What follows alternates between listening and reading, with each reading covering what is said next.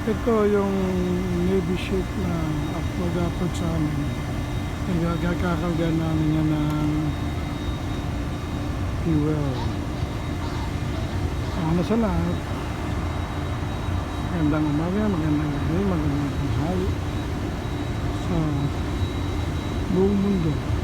Saan man panig po kayo ng mundo. Ako naman po ay nasa gitna ng karagatan ng Pasipiko. At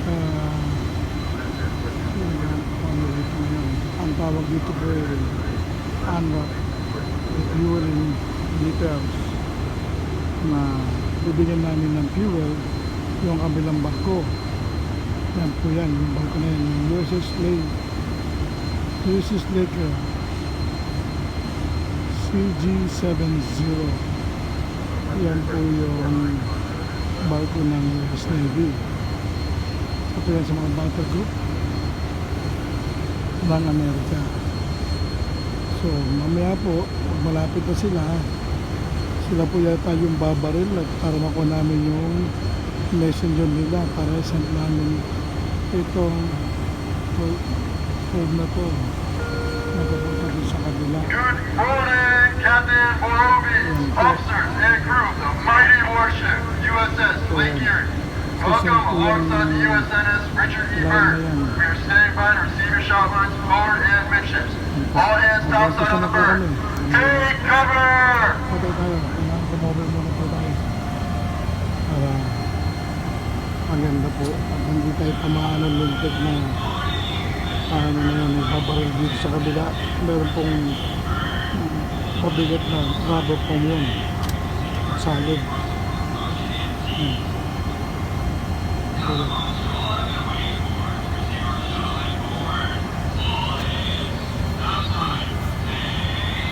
yung mga AB. Ito yung mga AB na mag-ano. Ayan na po, pumuputok na. Sisend na po yan dito. Sana po magagpo ko malobat. Kasi minsan po ginagawa namin to, nalulobot ako. So, kaya wala pa naman po akong charger na limutan ko sa kwarto ko. Ayan, kaya po natin, maya po, ano, kinakasan na po nung mga kulay blue na yun, yung dalawa doon sa dulo, nakatuloy na yellow halha. At pinaayos na nila yung kanilang baril na M14. At iputok po yung messenger, papunta sa kabila. Yan po, yung kulay manifest na kulay orange na line na lubid o tali. Manifest po yun. At mamaya makikita po natin yung pag-hit po. Yan po. Standby lang po. Magandang po tayo.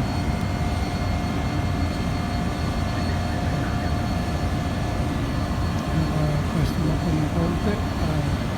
Lalapit lang po nila yung barko ng konti para medyo malapit-lapit yung baril para hindi kapusin. Hindi po yung kinakapos pag bumabaril sila at dinadala rito yung messenger sa kabila. Siyempre bata pa yan, yung mga bago yun. Nagbigyan siya ng instruction ng isang kasama niya. Ayan. Tutok dito yung mamaya. Makikita natin yan. Lilipad po yung ano na yan. Ito po ang buhay namin mga marino sa Amerika na nag-service po sa Department of Defense.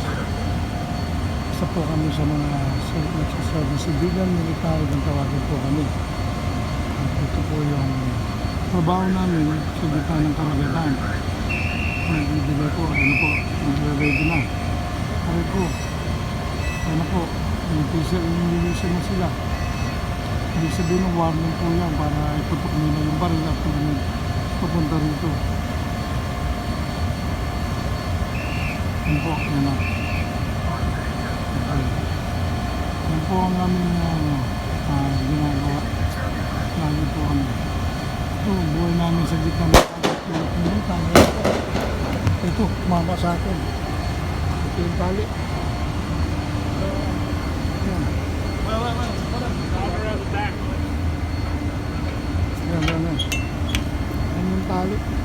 Awa na. Meron. Yan. Nabigyan ng sa kabila. Walk up. Oh man, this go round. Yan. Puputulin po nung kasama ko para ano, at mahawakan nila. Yan na. Tul na.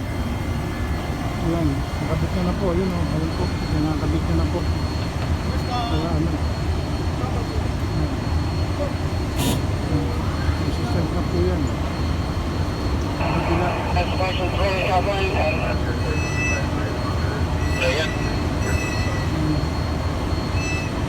Send na po yung messenger.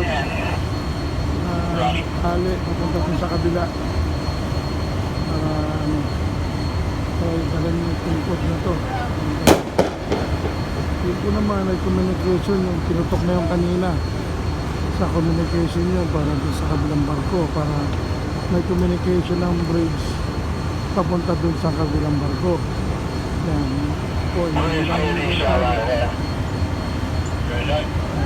po yung tali mo sa kabila ng communication. Yan po yung mga ating gampanan dito sa gitna ng karagatan ng Pasipiko. Ano po kami yan sa buong mundo. Mayroon po kami sa Atlantic Ocean, mayroon po kami sa Indian Ocean, mayroon po kami dito sa Pacific Ocean at sa Antarctica at saka sa Atlantic. Ito po kami sa North saka South.